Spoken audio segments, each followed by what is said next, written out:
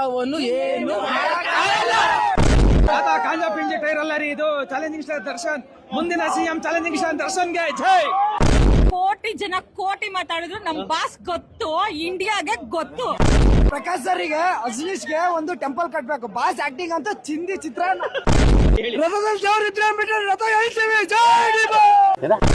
ಯಾವನು ಹೇಳ್ತಿದ್ದ D boss craze ಕಡಿಮೆ ಆಯ್ತು, ಡಿ ಬಾಸ್ ಸಿನಿಮಾ ನೋಡಲ್ಲ ಅಂತ ಬೋಳಿ ಮಗಂಗ್ ಹೇಳೋದು ಒಂದೇ ಕ್ರೇಜ್ ಡಿ ಬಾಸ್.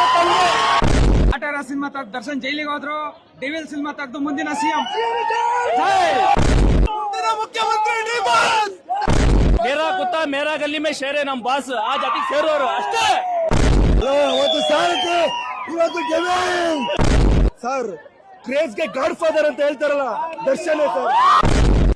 ಬಾಸ್ ಹೇಟರ್ಸ್ಗೆಲ್ಲ ಹೇಳಕ್ ಇಷ್ಟ ಪಡ್ತೀರಾ? ಏನು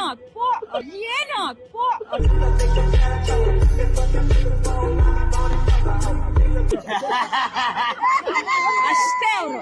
ಮತ್ತೆ ಭೇಟಿಯಾಗೋಣ. ನಮಸ್ಕಾರ.